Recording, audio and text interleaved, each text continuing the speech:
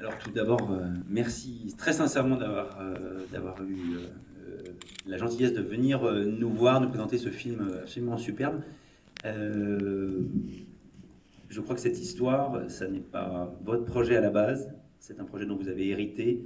C'est une très très belle histoire derrière, en tout cas très émouvante. Est-ce que vous pouvez nous la raconter en quelques Oui, mots? bien sûr. En fait, l'histoire que vous avez vue a été initiée au départ par une autre réalisatrice qui s'appelait Solveig Hansbach, que vous connaissez peut-être parce qu'elle a réalisé, entre autres, Haut les cœurs avec Karine Viard, Lulu Femme nue aussi, ou L'effet aquatique.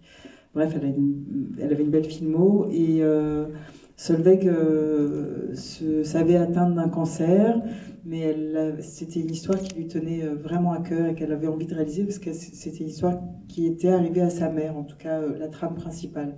Sa mère avait une histoire d'amour assez âgée avec un homme beaucoup plus jeune qu'elle, marié. Et Solveig avait très envie que cette histoire voie le jour à l'écran. Et elle avait initié l'écriture un an avant sa mort. Elle est morte il y a 5-6 ans, avec une co-auteure qui s'appelle Agnès de Sassy. Et peu de temps avant, elle se savait mourante, mais elle s'est quand même lancée dans l'écriture. Et peu de temps avant sa mort, 2 jours avant sa mort, à l'hôpital, elle a dit à Agnès, voilà, je sais que je vais passer de l'autre côté, et je veux quand même que le film se fasse, et je voudrais qu'il soit réalisé par une femme. Et voilà, Solveig est morte et Agnès a tenu cette promesse qu'elle lui avait faite. Et avec son producteur Patrick Sobelman, ils m'ont proposé le projet assez rapidement, parce que je connaissais Solveig et je connaissais tous ces gens-là, quoi. Voilà, donc dans un premier temps, j'ai eu un premier moment de recul parce que c'était quand même assez lourd de reprendre le projet de quelqu'un. Et puis peu à peu, je me suis plongée dedans et réapproprié cette histoire qu'on a retravaillé complètement parce que du coup on l'a adapté vraiment comme on adapte un roman. C'est-à-dire j'ai vraiment cassé tout ce que Solveig avait construit, gardé le fond, mais complètement réinventé l'histoire autour, notamment de cette histoire d'amour. Voilà. Et donc c'est une promesse à tenir ou alors il y a quelque chose vraiment qui vous a tout de suite plu dans ce scénario? Non, non, moi j'étais pas sur la promesse à tenir, je devais rien à Solveig en soi, on était amis, mais elle n'avait pas demandé à ce que je fasse le film, cette promesse elle l'avait pas faite, elle me l'avait pas demandé à moi, donc non, c'est juste quand j'ai reçu ce premier jet qu'elles avaient écrit très rapidement, il y avait quelque chose d'assez sombre et crépusculaire au fond, parce que Solveig y racontait d'une certaine manière, métaphoriquement, sa propre finitude à venir. Et moi, c'était tout l'inverse. J'allais être maman, j'étais complètement tournée vers la vie. Et donc, j'ai dit à son producteur, moi, une seule condition il y a une condition pour laquelle je puisse me réapproprier cette histoire, c'est que je l'emmène vers plus de lumière.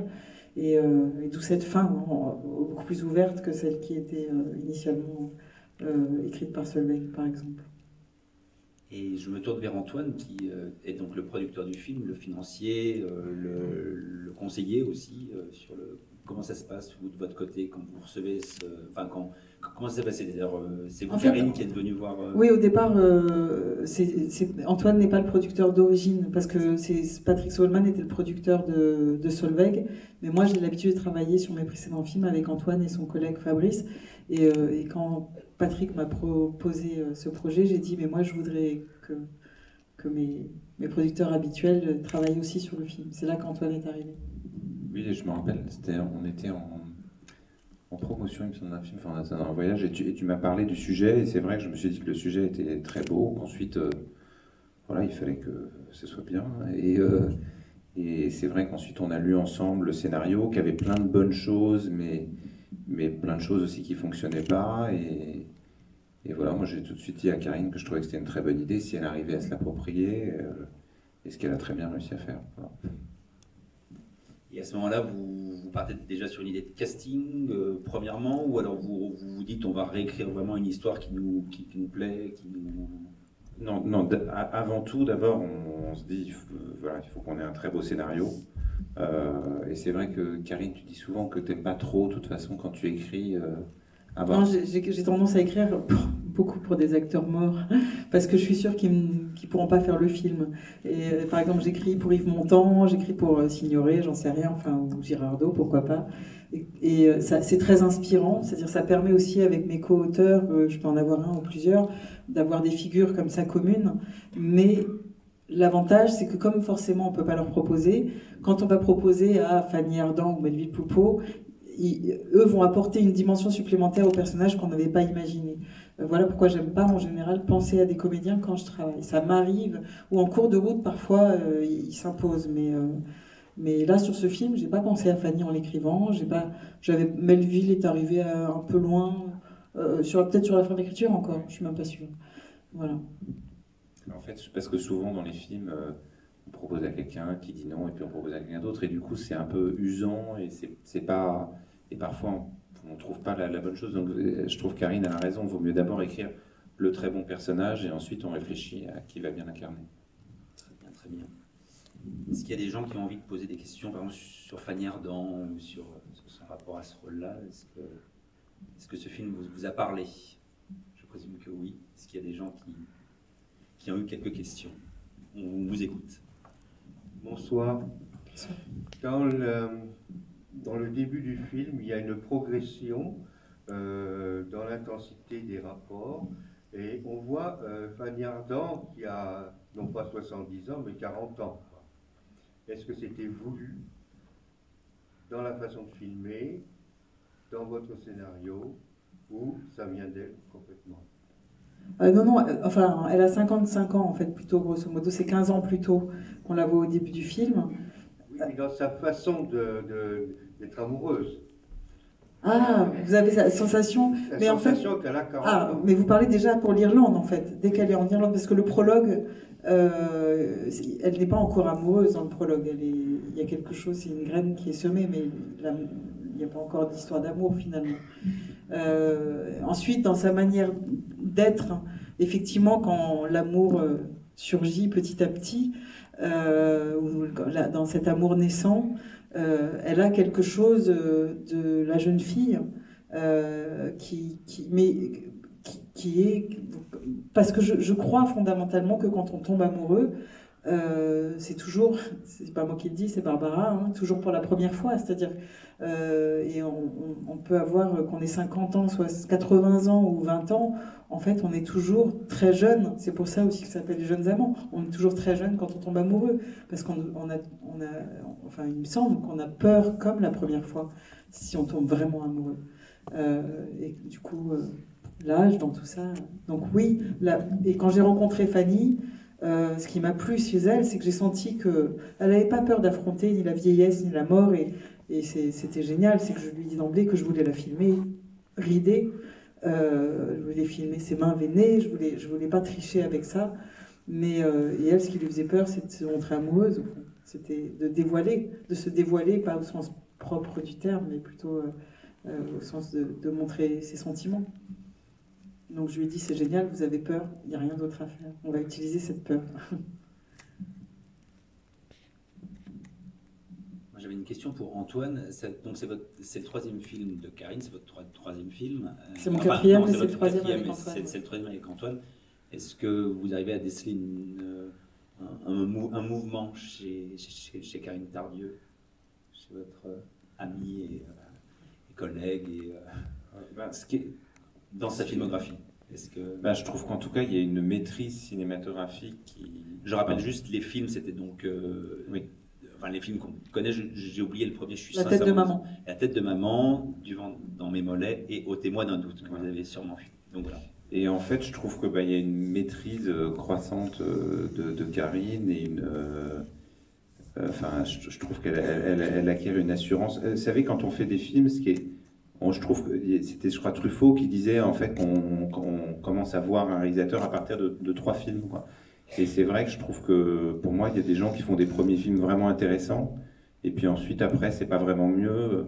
Je trouve que Karine, c'est quelqu'un qui se pose vachement de questions qui analyse vraiment bien ses films, et qui du coup progresse pour moi de film en film. Donc ensuite, moi, je les aime. C'est comme les enfants, on les aime tous de manière différente. Du vent dans mes mollets, il y a une fantaisie qui est formidable, qu'on ne retrouve pas là-dedans, parce que c'était pas le sujet. Mais voilà, je trouve que les trois sont super, mais je trouve qu'en termes de maîtrise de cinéma, voilà, Karine, ouais, et puis voilà, c'est un vrai plaisir de travailler avec Karine, toujours. Ça devient gênant. Est-ce qu'il y a d'autres questions concernant, c'est pas Fanny Ardant, une question là-haut? J'apporte le micro. Il a vraiment envie qu'on parle de Fanny Ardant. Non, mais j'aime beaucoup Fanny Ardant. Tout le monde adore Fanny Ardant. Qui est venu là pour Fanny Ardant ce soir? Une grande partie, pas seulement, mais voilà. Bonsoir. Bonsoir. Sur le coup, je voulais reparler encore de Fanny Ardant. Mais vous avez raison, elle est géniale. Là, je voulais savoir, est-ce que c'est la première actrice, enfin c'est elle qui s'est imposée directement, ou vous avez cherché d'autres actrices? En fait, on a beaucoup réfléchi sur qui pour l'incarner. Moi, j'avais... en fait, à l'origine, Solveig avait, juste avant de mourir, mais vraiment très peu de temps avant, était allée... en fait, son héroïne était anglo-saxonne. Elle était irlandaise, mais c'était une vraie irlandaise. Donc, elle cherchait une actrice irlandaise ou anglaise. Donc, elle était allée rencontrer Vanessa Redgrave en Angleterre, qui lui avait dit oui, en l'occurrence. Et puis finalement, Solveig est morte, donc le film s'est pas fait. Ensuite, les années ont passé. Et moi, quand j'ai réécrit le film, c'était plus le personnage. Vanessa Redgrave déjà commençait à être très âgée, et puis c'était pas, ça me faisait pas rêver, même si c'est une grande comédienne. Et en fait, en France, dans les actrices qu'on connaît, en tout cas qui sont reconnues, le choix était c'est pas un choix par la négative, Fanny, parce que je rêvais de travailler avec elle. Donc je suis hyper heureuse qu'elle ait dit oui. Mais en soi, le choix était limité dans la mesure où, et je mets les pieds dans le plat, la plupart des actrices de son âge sont passées chez le chirurgien esthétique. Et c'est terrible. C'est terrible pour moi comme réalisatrice, parce que c'est pas que les actrices de son âge, c'est maintenant dès 25 ans, ça commence. Et je trouve ça terrible parce que j'aime tellement filmer les gens. Avec la vie qu'ils ont vécue sur leur visage, j'aime les rides en fait, j'aime que de toute façon le choix était limité. Et dans ce choix-là, l'évidence pour moi c'était Fanny. Donc je suis allée la chercher avec l'espoir qu'elle accepterait le deal, parce que Fanny fait partie de ces rares actrices qui n'ont pas lutté contre le temps, en tout cas avec la chirurgie. Et je ne la connaissant pas, j'espérais qu'elle me demande pas de la filmer de telle ou telle manière pour qu'elle paraisse plus jeune que son âge ou quoi. Et Fanny, à partir du moment où elle m'a dit oui, j'avais le droit de la filmer sous tous les angles, de n'importe quelle manière. Et elle ne contrôle, elle se donne entièrement et sans aucun contrôle sur son image. Et ça, c'était extraordinaire, quoi. Enfin voilà, c'était une chance. Mais j'en parle. J'aime souvent les acteurs avec qui je tourne. J'ai plus ou moins de plaisir. Ça dépend. Il y a des rencontres c'est comme des histoires d'amour. Ça. Mais j'avoue que là, j'ai été assez bluffée par sa générosité, le don de soi, en fait. Voilà, ce qu'elle donne. Et sa personnalité. C'est quelqu'un que j'aime profondément. Sur le coup, on le ressent énormément, en fait. Ouais. J'espère, oui. Parce que vraiment, même avec Cyril, elle est belle. Elle est magnifique. Non, mais ce qui est formidable, c'est pas à moi de le dire, mais ce serait plus à vous, mais typiquement, moi, sur une scène qui me frappe pour ça, c'est la scène de la baignoire, où elle a du mal à se relever de sa baignoire. C'est on a l'impression qu'elle a 30 ans, quand elle est en face de lui, elle rigole, etc. Je dis ça... Et puis tout d'un coup, elle n'arrive plus à se lever. Et elle a 80 ans, quoi. Et c'est pas une histoire d'éclairage. On n'a rien changé à ce moment-là. C'est juste la lumière qui s'en va, quoi, qui la quitte. Ouais. Un très bon choix d'acteur. Merci. Merci. Une autre question. Bonjour. Je ne sais pas si c'est une question, mais ce que je voulais dire aussi, c'est que ce qui est intéressant, c'est il n'y a pas vraiment beaucoup de mots, mais il y a tellement d'émotions.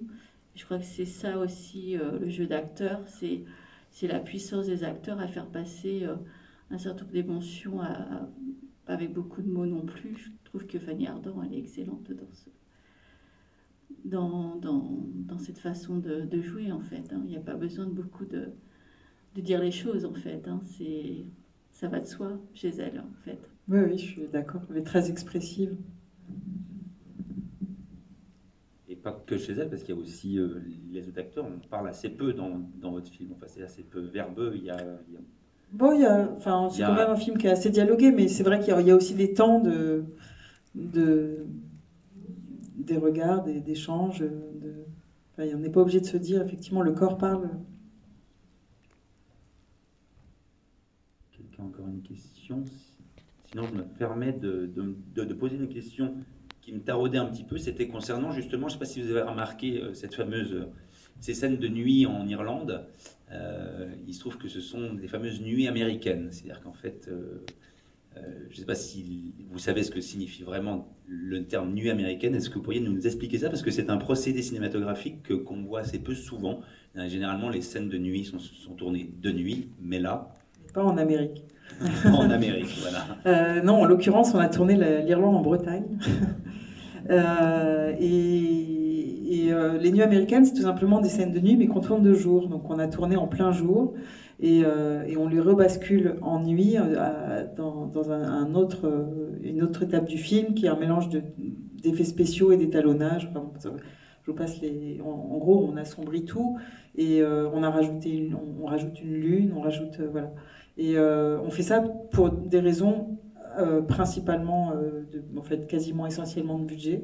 Je vois pas. Non, pas tellement. C'est pas tellement moins cher en fait. C'est si, parce qu'en fait, on peut pas. Bon, en gros, c'est impossible d'éclairer une plage. C'est quand même techniquement impossible. Enfin, il faudrait des moyens phénoménaux américains, peut-être, pour éclairer une plage et qu'on ait. Là, quand ils sont sur la plage, on voit la mer à perte de vue et on voit la découpe des rochers, etc. Si je filmais mes acteurs, je pourrais mettre quelques projecteurs autour d'eux, éventuellement les éclairer eux, et un peu de sable autour, mais sinon ce serait un trou noir derrière.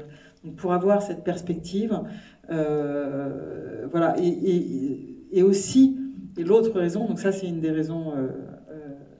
Et l'autre raison, c'est que ça donne au film. Moi, j'ai beaucoup revu un film qui s'appelle La fille de Ryan, qui est un film qui se passe en Irlande pendant la guerre, qui est extrêmement romantique et qui utilise beaucoup de nuits américaines. Ça a aussi un côté. On a l'impression un peu d'être hors du temps avec la nuit américaine. C'est romantique, c'est romanesque. Voilà, ça crée une atmosphère un peu particulière, une nuit un peu particulière. Tu avais une autre raison?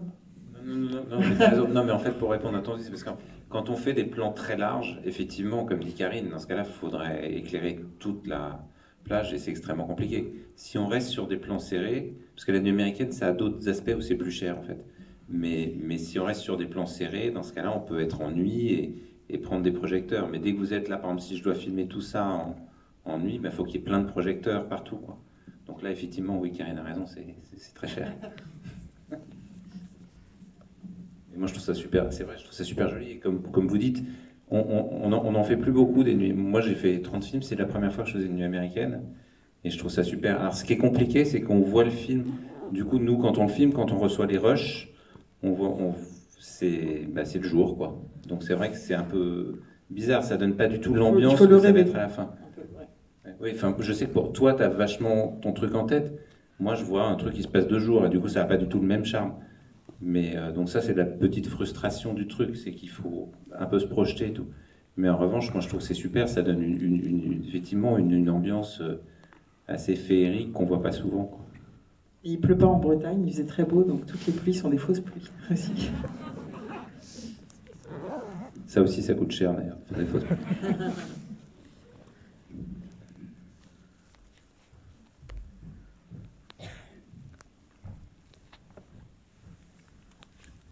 Bonsoir, oui.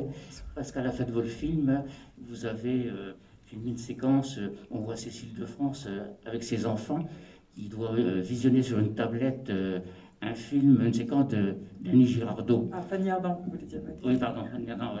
Et donc, je voulais savoir si c'est parce que vous avez voulu rendre hommage à cette grande actrice qui, je crois, autant que je me souviens, a été emportée par la maladie d'Alzheimer, si je me souviens bien.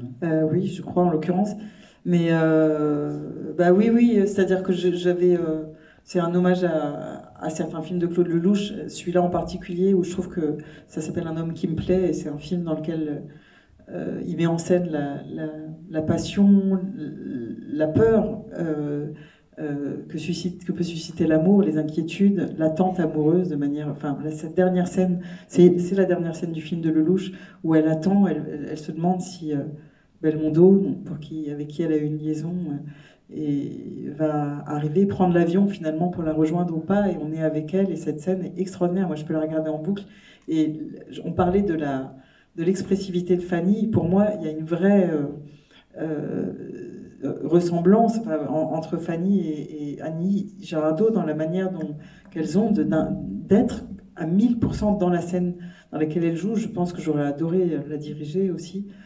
Et j'ai l'impression qu'elles ont une vraie connexion. Donc j'aimais bien ce parallèle, puisqu'en fait, il y a une scène donc, dans le film où on utilise la même musique que dans le film de Lelouch, où Fanny est au café et elle attend que Pierre arrive. Voilà, et j'ai fait un parallèle. Voilà, c'est vraiment, pour le coup, c'est un hommage au cinéma en général, hein, de toute façon. Voilà, et Fanny a regardé, pour la scène où elle est dans le café, où elle attend, elle a regardé en boucle la scène avec Annie pour essayer de reproduire exactement les mêmes gestes, si vous le revoyez un jour.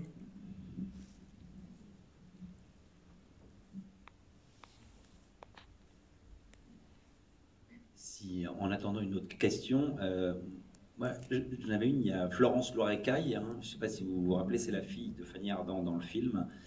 Il se trouve que c'était une des actrices, pas fétiche, mais qui avait beaucoup tourné avec Solveig Hansbach. Quel a été son rapport elle savait de fait que c'était un projet qui avait été initié par une autre réalisatrice. Et c'était de l'émotion pour elle, c'était de la... C'est vrai que Florence connaissait très bien Solveig, elles étaient très proches, donc c'était très émouvant pour elle quand je lui ai proposé le film. Et en plus, d'une certaine manière, je lui proposais d'incarner Solveig elle-même, même si elle était loin. Solveig était loin du personnage de Florence dans le film, mais enfin de la fille de Fanny. Voilà, et c'est une actrice. En fait, je ne l'ai pas proposée en me disant tiens, c'est génial, c'est l'actrice de Solveig, je vais lui proposer le film. C'est en pensant à elle, je me suis dit ce serait drôle en plus. Parce que, voilà, alors peut-être mon inconscient avait travaillé pour moi, et mais il se trouve que je connaissais Florence depuis longtemps. Et je la trouve. Et ce qui est formidable, mais ça a été le cas pour tous les acteurs de ce film, c'est qu'entre Florence et Fanny, il y a eu une connexion immédiate. Elles avaient un rapport filial vraiment immédiat, mais ça s'est passé aussi entre Melville et Fanny, j'avais l'impression qu'ils tombaient amoureux en vrai dans leur première rencontre. Ils avaient une relation extrêmement forte entre Melville et Sharif Andoura, qui joue son meilleur ami. Ils sont devenus copains comme cochons en 2 secondes. Enfin voilà, dans ce film, j'ai créé malgré moi des connexions qui étaient tellement fortes entre les acteurs que du coup ça m'a délesté d'une partie de mon travail, parce qu'en fait la relation était déjà là même en dehors de moi, quoi. Donc ça c'est une chance. Oui, parce que enfin, juste ça m'amène à une autre question. C'est on oublie souvent que ce qu'on voit à l'écran, il y a combien de personnes en moyenne il y a à peu près derrière chaque scène? Alors ça dépend beaucoup, mais quoi, il y a une trentaine de personnes, ouais, entre 40 et 50 personnes. Entre 40 et 50 personnes derrière la caméra, quoi. Donc enfin, ensuite, pendant le plan, pas 40, mais en gros, il y a 40-50 personnes. Oui, qui travaillent autour. Après, ça dépend de là où on tourne, s'il y a des figurants, pas des figurants. Mais c'est vrai, on ne se rend pas compte. C'est-à-dire que ces scènes d'intimité et de vérité, quand vous avez 20 personnes... Moi, je suis toujours fasciné par les acteurs où ils doivent créer une émotion tout en restant dans leur marque, où ils doivent marcher là, puis là, puis là. Et tout ça avec 25 personnes autour qui sont là à les regarder comme ça. C'est spécial quand même. Et chez Fanny Ardant, puisqu'on y revient toujours, il y a cette espèce de Est-ce que vous avez vu cette espèce de... Enfin, ce qu'on pourrait penser être une maestria, c'est-à-dire qu'elle domine la scène, tout est simple pour elle, ou alors il reste quand même quelque chose de... C'est une lutte chaque fois? Rien n'est simple pour elle. C'est-à-dire que c'est... Fanny, on a une image de Fanny Ardant comme ça, qui en impose, qui a l'air très sûre d'elle, enfin, parce qu'elle a du répondant, qu'elle est intelligente, voilà, mais c'est une des personnes les plus timides que je connaisse. Elle est très pudique. Maintenant, on a une forme d'intimité, mais il a fallu que je l'apprivoise. Enfin, c'était pas facile au départ, je savais pas trop sur quel pied danser. Enfin, je dansais sur les miens, donc moi j'allais. Voilà, enfin, c'est un animal, hein, mais elle est. Disons qu'elle est extrêmement. En fait, c'est une actrice quand elle arrive sur un plateau, elle est extrêmement concentrée. Elle est déjà dans la scène. Il y a des scènes qui m'ont marqué particulièrement dans la fabrication. Je peux vous parler de la scène où elle est avec sa fille, où elle fond en larmes. C'est une scène où Fanny est arrivée sur le plateau, elle n'adressait la parole à personne, elle s'est assise, je lui ai dit voilà, vous asseyez là. Je lui ai rappelé un peu les circonstances de la scène.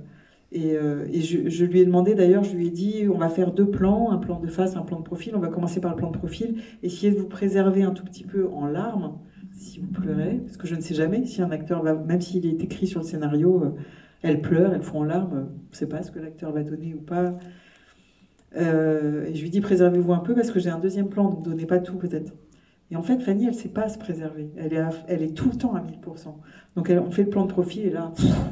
Et là, je me dis, waouh, j'étais hyper émue. Florence, qui était en face, qui est une espèce de petit animal hyper poreux, pas peureux, était complètement bouleversée déjà par Fanny et ça. Donc et puis après la prise, Fanny était défaite, quoi. Enfin voilà, elle a du mal à s'arrêter de pleurer, elle est tellement dedans, voilà. Et je lui dis, on va faire un 2e plan, et elle repart au maquillage pour essayer qu'elle ressemble à nouveau à quelqu'un qui n'a pas pleuré. Puis elle arrive et puis je lance l'action et elle démarre et puis elle fait j'ai plus de larmes, j'y arrive pas, je peux pas. Et là je me dis merde. Voilà, après je me dis bon, j'ai ce plan de profil et du coup je la détends et je dis bon c'est pas grave, on n'est pas obligé d'avoir des larmes. Et puis d'un moment je me dis bon je vais essayer autre chose et donc je la dirige autrement. C'est-à-dire que je lui avais parlé sur le premier plan de son amour pour Pierre évidemment. Et là, je lui dis, oubliez Pierre, pensez à votre fille, à la relation que vous avez avec votre fille, tout ce que vous n'avez pas su lui dire, etc. Je l'emmène sur une autre chose. Et puis, elle me dit, d'accord, comme ça, on va essayer. Et puis là, et elle refond en larmes. Parce que ça avait touché des choses chez elle qui étaient différentes et que j'avais réussi à l'emmener ailleurs. Mais ça raconte vraiment que quand elle joue la scène, elle est dans le chagrin de son personnage. Tous les acteurs ne sont pas comme ça. Il y a des acteurs qui sont plus dans la fabrication.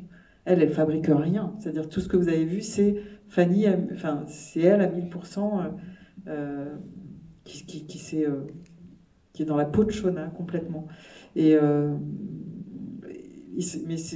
dans la scène avec Cécile de France, par exemple, elles n'ont qu'une seule scène ensemble. Elles en ont tous les deux sous le capot, quand même, Cécile et Fanny. Ben, elles s'étaient jamais rencontrées avant. Elles se sont pas parlées avant la scène. Elles avaient des loges, elles n'étaient pas dans la même loge, etc. Elles se sont dit bonjour.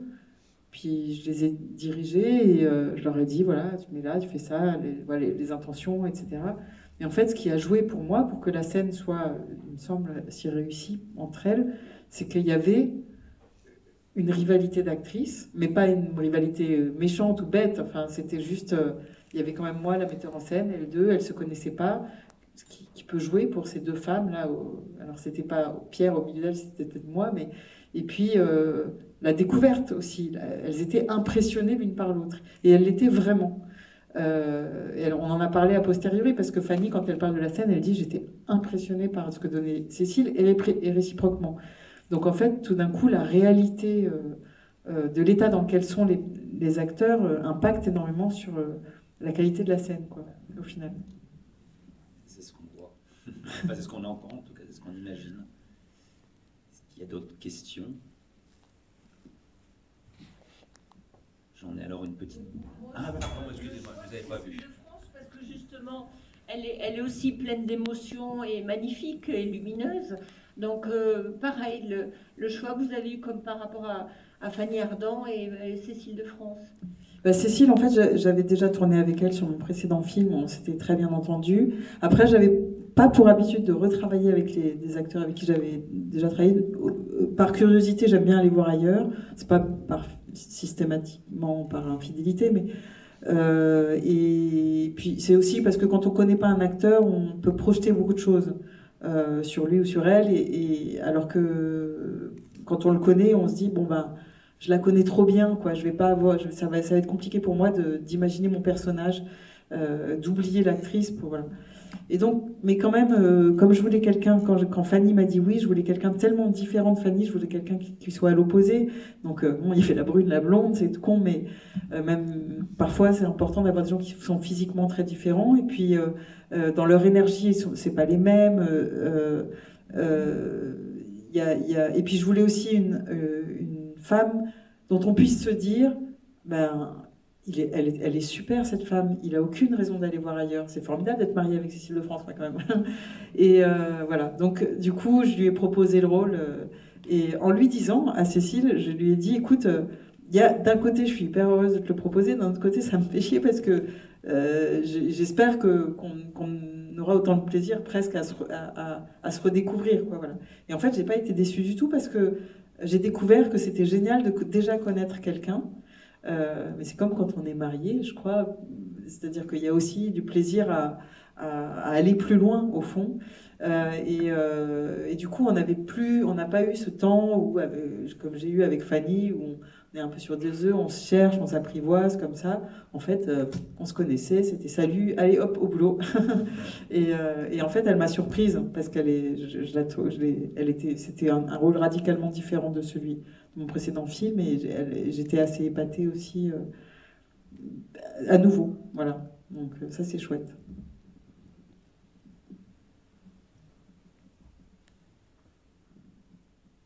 Bon, eh bien, parfait. J'avais juste une dernière question. Si vous pouvez reprendre la parole quand vous voulez, mais on va profiter quand même aussi de la présence d'un producteur pour nous parler de l'artiste Karine Tardieu.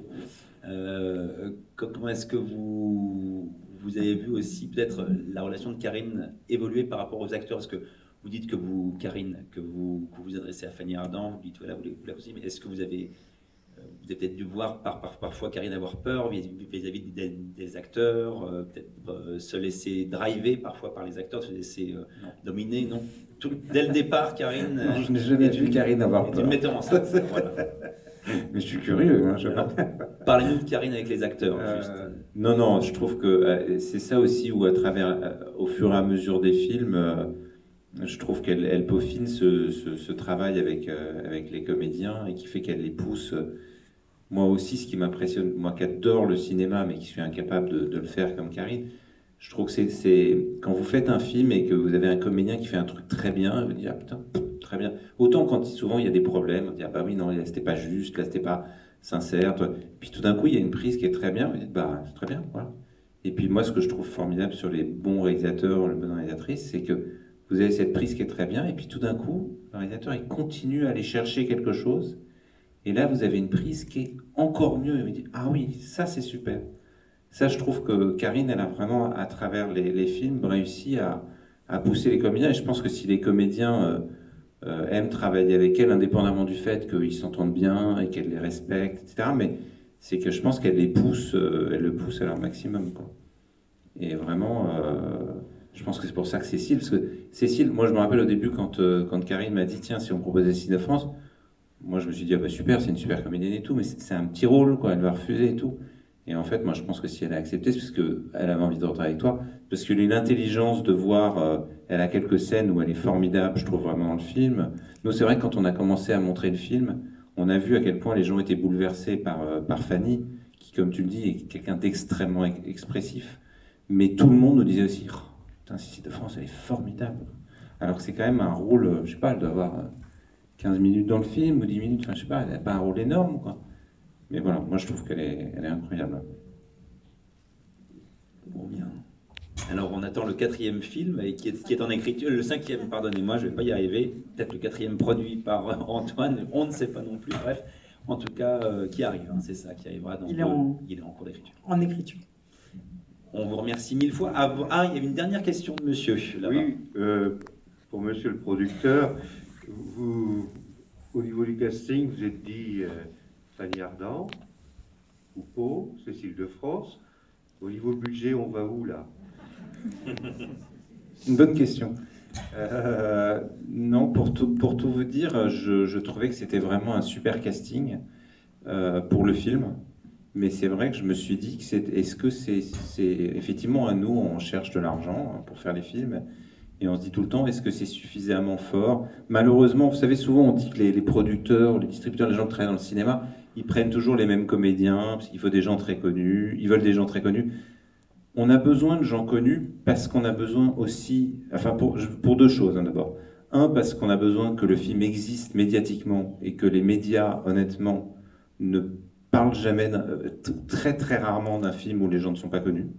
Donc on a besoin de gens connus. Ensuite, moi, c'est vrai que à travers les films, maintenant j'en ai fait une trentaine, bah, aussi souvent, les comédiens connus, pourquoi ils sont connus? C'est parce qu'ils sont vachement bien.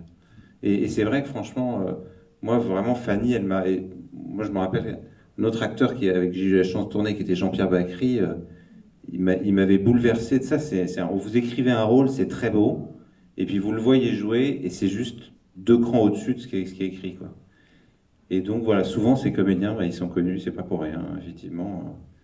Donc voilà, pour être honnête, je me suis dit, c'est super, du coup on va faire un super film, donc parfait, mais j'ai peur qu'on n'ait pas tout à fait assez d'argent, parce que souvent les financiers, les gens qui nous financent, ils veulent toujours le plus connu possible et tout, et en fait la bonne surprise, c'est que le scénario plaisait tellement, et puis voilà, tout le monde fait confiance à Karine, parce que ses précédents films sont très réussis, ont marché, et du coup on a eu l'argent qu'on voulait. Mais honnêtement, au début du financement, je pensais avoir moins d'argent que ça. Donc très bien, on a eu les moyens de faire le film que Karine voulait. Eh bien, c'était une très beau... Enfin, s'il n'y a pas d'autres questions, mais je pense que là, on va vous remercier vraiment sincèrement d'être venu, d'avoir parlé de cinéma, parce que c'était important de savoir ce qui se passe aussi derrière la caméra, de voir que ces œuvres qu'on regarde souvent... pas forcément au cinéma, parfois à la télé, etc. Ce sont vraiment des œuvres qui tiennent à cœur, des très belles histoires. Donc merci 1000 fois d'être venu. Moi, je vous remercie de venir au cinéma, parce qu'on en a bien besoin. Le cinéma a besoin de vous. Vraiment. On vous applaudit très fort. On attend vos prochains films avec impatience. Je me permets quand même, on a un partenaire dont vous avez goûté quelques échantillons tout à l'heure, mais voilà, qui nous offre à chaque fois, c'est Sébastien Papillon, le chocolatier orléanais que tout le monde connaît, donc voilà, qui n'a malheureusement pas pu être là ce soir, mais qui vous remet donc ses petites spécialités. Merci encore 1000 fois Karine, merci Antoine d'être venu, merci à la distributrice aussi d'être là, et merci à vous surtout, on vous dit à très bientôt, donc Irréductible la prochaine fois, voilà.